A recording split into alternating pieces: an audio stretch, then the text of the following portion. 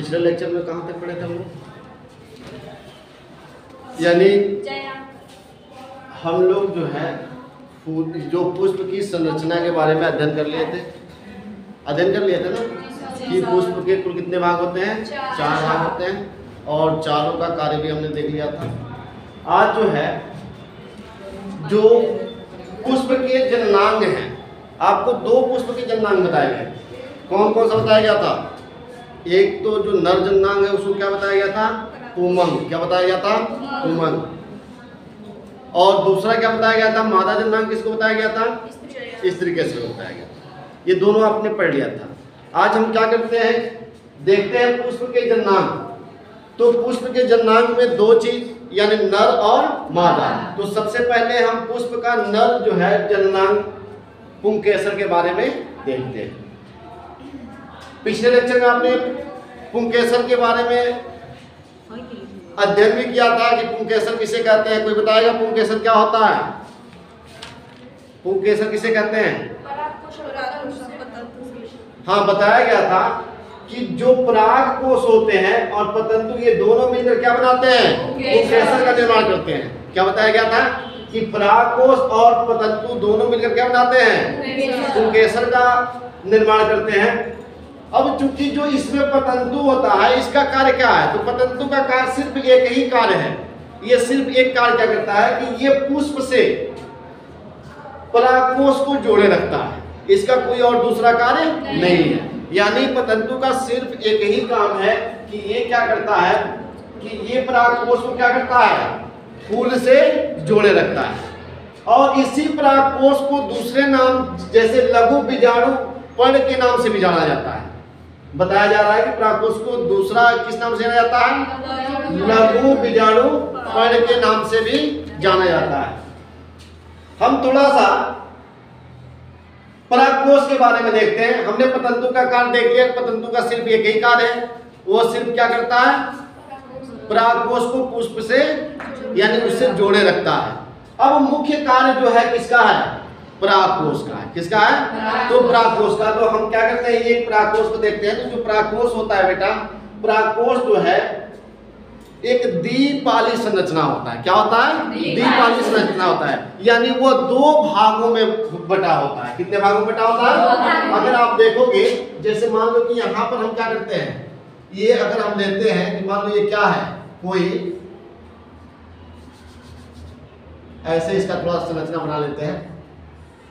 जैसे ये कोई संरचना है तो आप देख रहे हो ना कि एक फर्स्ट पाली ये हो जा रहा है और द्वितीय पाली कौन हो जा रहा है? ये 1 नंबर और ये 2 नंबर। तो इन्हीं दोनों संरचनाओं को हम क्या कहते हैं? द्विपाली संरचना कहते हैं। क्या कहते हैं? द्विपाली संरचना कहते हैं। यानी परागकोष अंग्रेजी में क्या कहते हैं? एंथर कहते हैं। क्या कहते हैं? एंथर कहते हैं। तो ये परागकोष जो है ये द्विपाली संरचना का होता है। कितने पाली का होता है? द्विपाली, यानी 2 भागों में बटा होता है। कितने भागों में बटा होता है? 2 भागों में बटा होता है। अगर मान लो किसी परागकोष को आधे से काट दिया जाए, क्या किया जाए? आधे से काट दिया जाए, तो उसकी संरचना कैसे होगी? तो अगर मान लो यहाँ पे कोई ये संरचना है, ये क्या है? ये यहीं से ले लेते हैं, इसी को मान लेते हैं, और ये संरचना है और इस संरचना को हम क्या करते हैं? बीच से यहाँ से काट देते हैं। क्या कर देते हैं?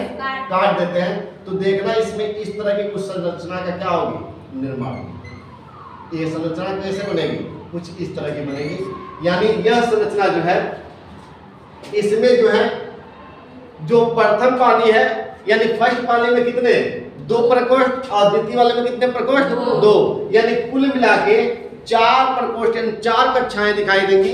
तो उसी को कह रहा है कि एक पाली में 2 किनारे बनते हैं, 2 यानी 2 भाग बनते हैं। और 2 किनारों का मतलब 2 प्रकोष्ठ। 2 किनारों का मतलब क्या? 2 प्रकोष्ठ यानी 2 घर बनते हैं। एक घर ये और एक घर ये, और नीचे भी एक घर ये बना और एक ये। तो एक यानी एक पाली को 2 किनारा यानी 2 प्रकोष्ठ, और एक प्रकोष्ठ बराबर होता है एक लघु बीजाणु धानी। कितना होता है? यानी इसको एक लघु बीजाणु धानी कहा जाता है। और ये कितने प्रकोष्ठ हैं? 4। तो कुल लघु बीजाणु धानी कितने होंगे? 4 होंगे। ये 1 हो गया और ये क्या हो गया? 2, और ये कितना हो गया? 3, और ये क्या हो गया? 4। यानी एक जो है आपको बताया गया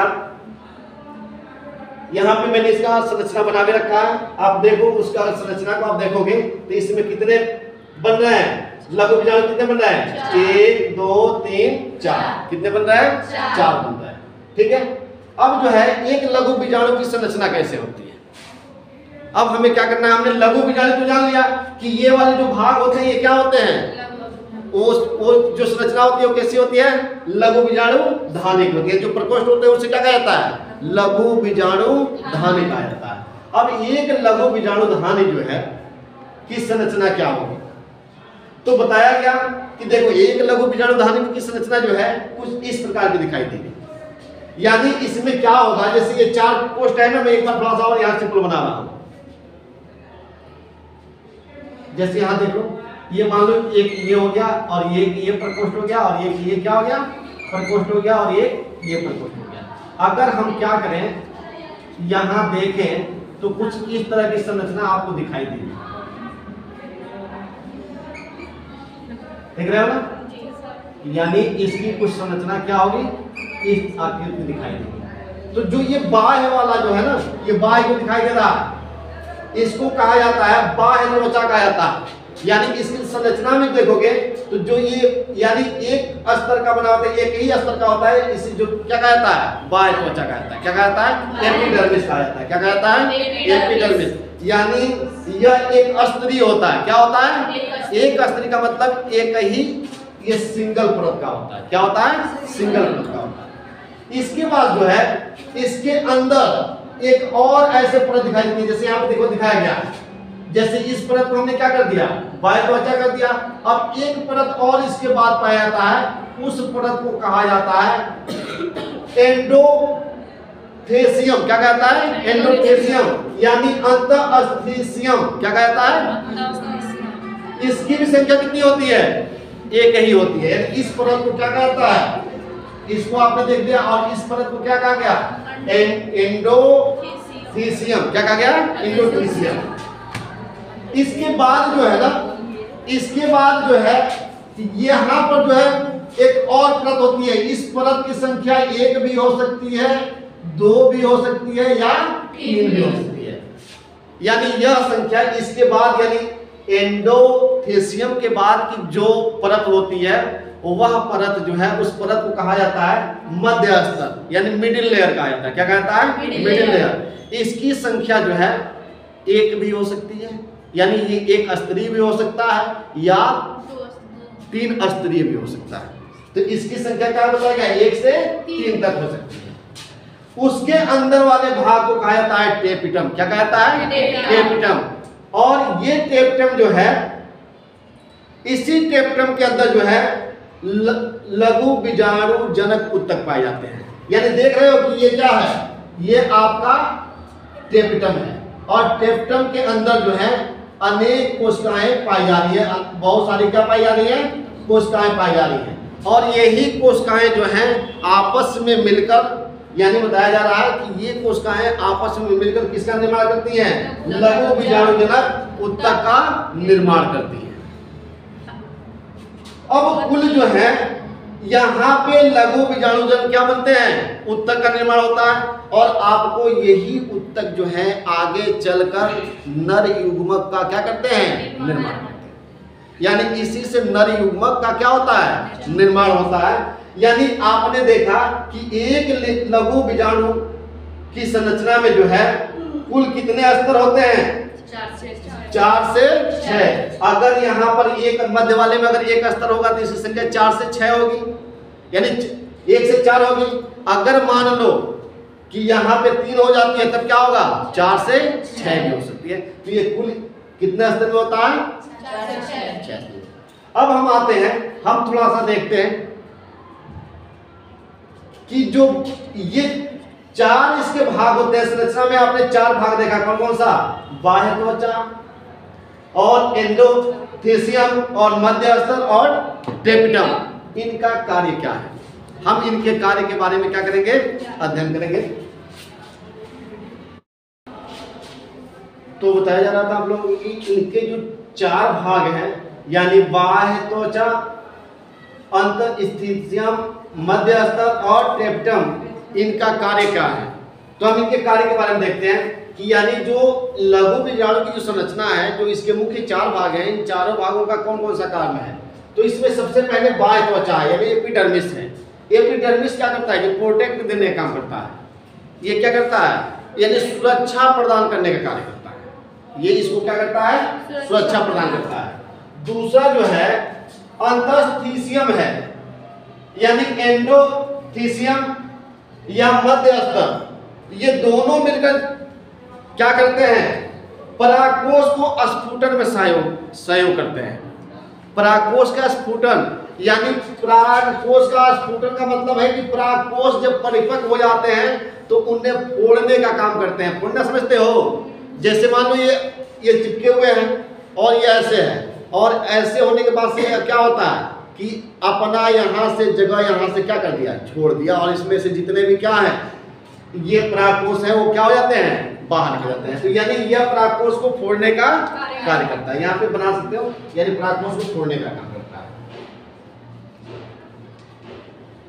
ठीक है, इसके बाद से इसमें लास्ट भाग है टेप्टम।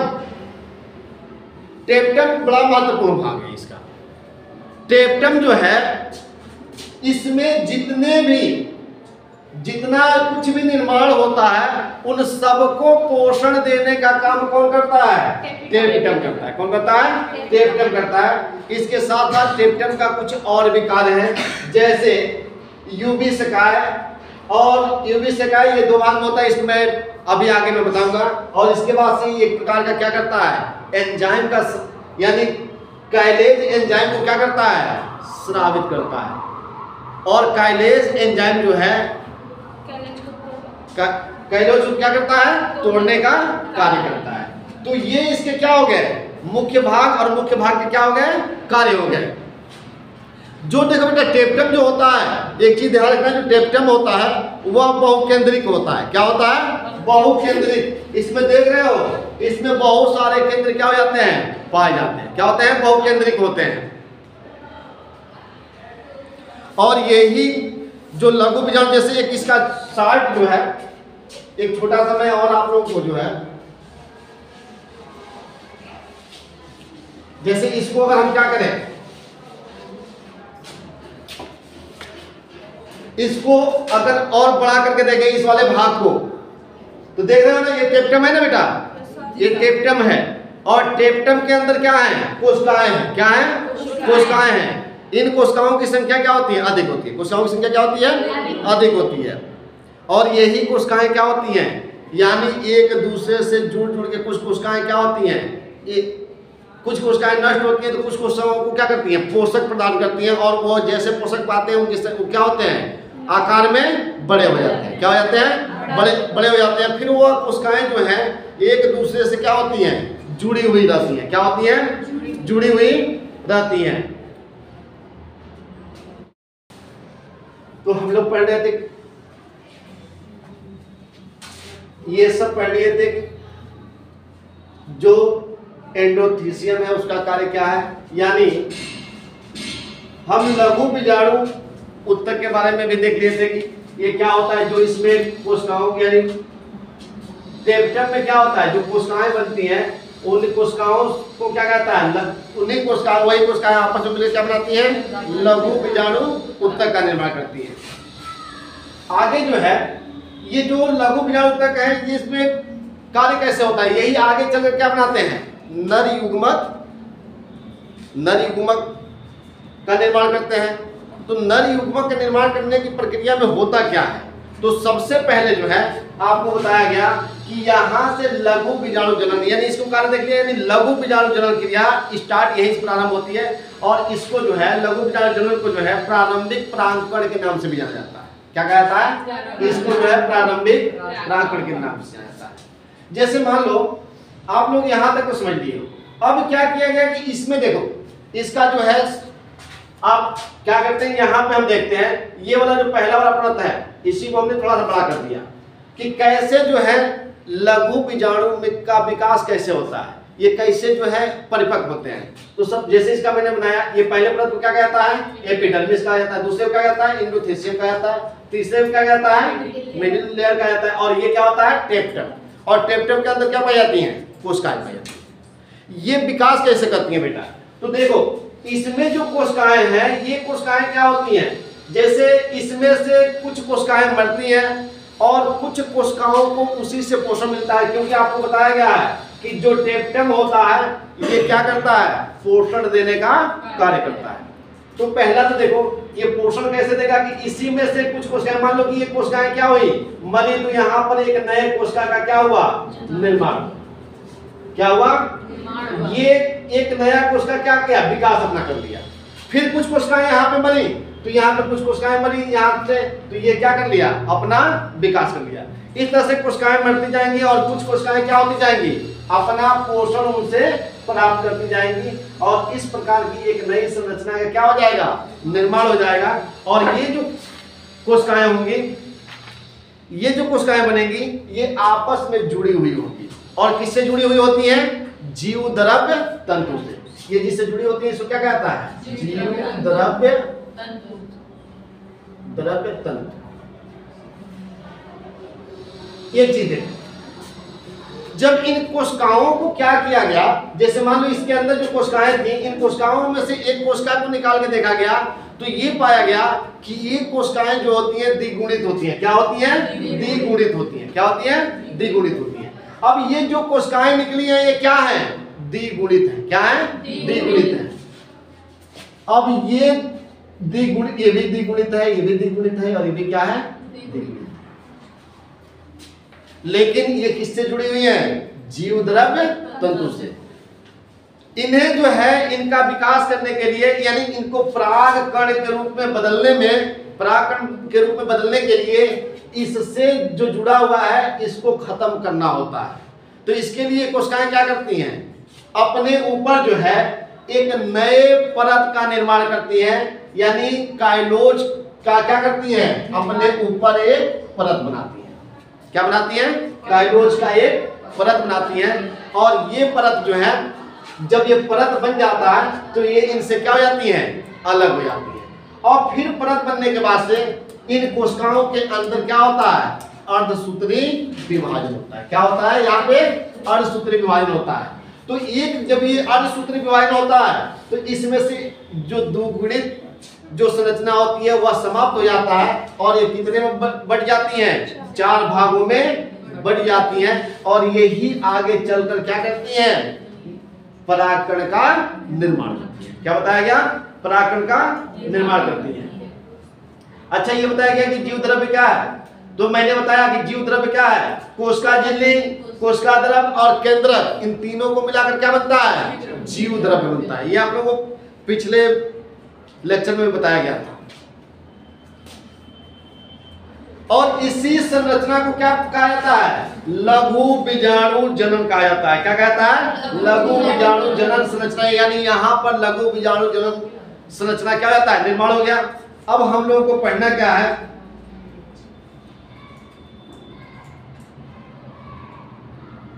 जब ये लघु बीजाणु धानी जो है विकसित होती है तो ये पराग पुटी बन जाती है। क्या बन जाती है? पराग पुटी बन जाती है। और जो टेप्टम है ये इनका क्या करता रहता है? पोषण करता रहता है। क्या करता रहता है? पोषण करता है। यानी इनके विकास के लिए इनको पोषण की आवश्यकता होगी कि नहीं? तो वो पोषण कौन करता है? टेप्टम करता है। और टेप्टम के अंदर से जो है एक प्रकार का एंजाइम का स्राव होता है। उस एंजाइम को क्या कहते हैं? काइनेज। क्या कहा जाता है? काइनेज। अब ये क्या करता है एंजाइम? यही काइनेज जो है आगे चलकर जब ये परिपक्व हो जाते हैं तो ये एंजाइम पहुंचकर इनसे क्या कर देता है? जैसे ये संरचना थी, यानी ये बना, यही संरचना थी ना आपकी, इस पे एक परत आया था 2n, और 2n से क्या बना?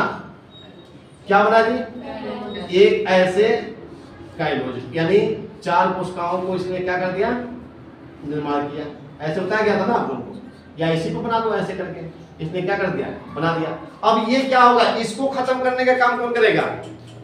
अब जो है कि जो टेप्टम के अंदर क्या स्राव होता है? काइनेज एंजाइम स्राव करता है। ये जाता है तो ये काइनेज एंजाइम जो है काइनेज को क्या कर देता है, तोड़ देता है, इसके आवरण को क्या कर देता है, खत्म कर देता है, और ये कोशिकाएं क्या हो जाती हैं, स्वतंत्र होकर बाहर निकल जाती है। क्या होती है, स्वतंत्र होकर बाहर निकल जाती है।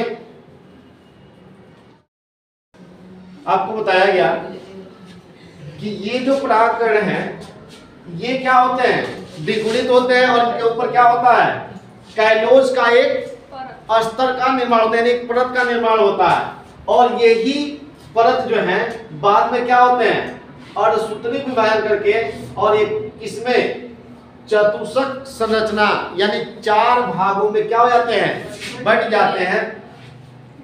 जब ये बढ़ जाते हैं तो इन्हीं को हम क्या कहते हैं, ये जो लघु बीजाणु जनन है यही आगे चलकर किसका निर्माण करते हैं, परागकण का निर्माण करते हैं, और यही परागकण जो है आगे जब फिर आगे बढ़ते हैं तो नर युग्मक बनता है। अब सवाल ये पैदा कि इसमें अर्धसूत्री विभाजन कैसे होता है, तो जब अर्धसूत्री विभाजन की बात करोगे बेटा तो देखो अर्धसूत्री, मान लो यहाँ पे क्या हुआ, इसका अर्धसूत्री विभाजन हुआ, ये कोशिका का क्या हुआ, अर्धसूत्री विभाजन हुआ, ये 2 भागों बेटा, फिर उनका क्या हुआ, अर्धसूत्री विभाजन हुआ, तो इससे क्या बने, 4 जो है लघु बीजाणु जनक बने। क्या बने, लघु बीजाणु जनक, और यही लघु बीजाणु जनक जब आगे चले तो किसका निर्माण करेंगे, परागकण का निर्माण करेंगे, और वह परागकण किसमें बदल जाएगा बाद में, नर युग्मक। नर युग्मक समझते हो, यानी नर युग्मक कोशिका, नर युग्मक कोशिका जैसे पुरुष में नर युग्मक कोशिका क्या होता है, स्पर्म होता है, तो वह किसका, नर युग्मक का क्या कर लेंगे, निर्माण कर लेंगे। अब यहां से जब ये परागकण हो जाएंगे तो अब इसके बाद से हमको पढ़ना क्या है, लघु बीजाणु का परागकण में परिवर्धन। क्या पढ़ना है, लघु बीजाणु का परागकण में परिवर्धन। अब परिवर्धन कैसे होता है बेटा, आप देखो, जब यहाँ पे कोशिका विभाजन होगा, ध्यान रखना, जब कोशिका विभाजन होता है तो जब जैसे किसी भी चीज का कोशिका विभाजन होता है, जैसे जो पादप कोशिकाएं होती हैं, पादप कोशिकाओं जो है चारों तरफ से कोशिका से घिरे होते हैं। किससे घिरे होते हैं, कोशिका भित्ति से घिरे होते हैं। इसके चारों तरफ क्या होता है, कोशिका भित्ति होता है।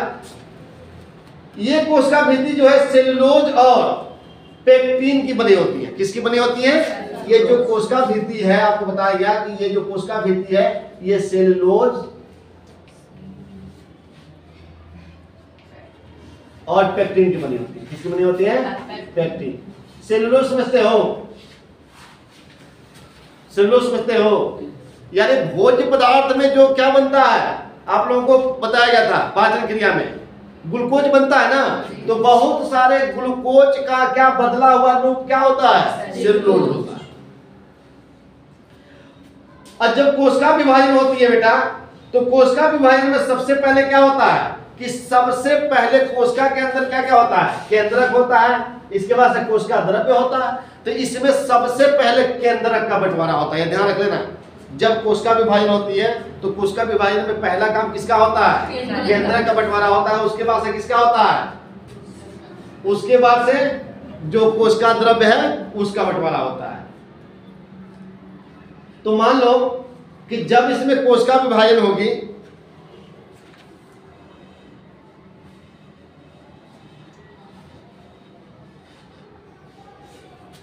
अब देखो जैसे यहां पर कोशिका विभाजन जगह कहां है, मान लो ये क्या है, ये कोशिका है, और जब इसमें सबसे पहले क्या बनेगा, क्या बटेगा, जब इसको इसमें विभाजन होता है और सूत्री विभाजन होता है, तो इसमें एक सबसे पहले क्या बढ़ता है, केंद्रक, और उसके बाद से क्या बढ़ता है, जीव द्रव्य बढ़ता है। तो जीव द्रव्य कुछ इस तरह से बढ़ता है, इस तरह से, और फिर यानी इसके 2 भाग हो जाते हैं। कितने भाग हो जाते हैं, कोशिका द्रव्य के ऐसे हो जाते हैं। तो इससे कितना निर्माण हो जाता है, 2 कोशिकाओं का। फिर इसमें केंद्र क्या हो जाते हैं, प्रवेश करते हैं। तो इससे कितने बन जाते हैं, 2 कोशिकाओं का निर्माण हो जाता है। ठीक है, चलो इसको कल बताएंगे। लघु बीजाणु का परागकण में परिवर्तन, कल इसके बारे में बताएंगे।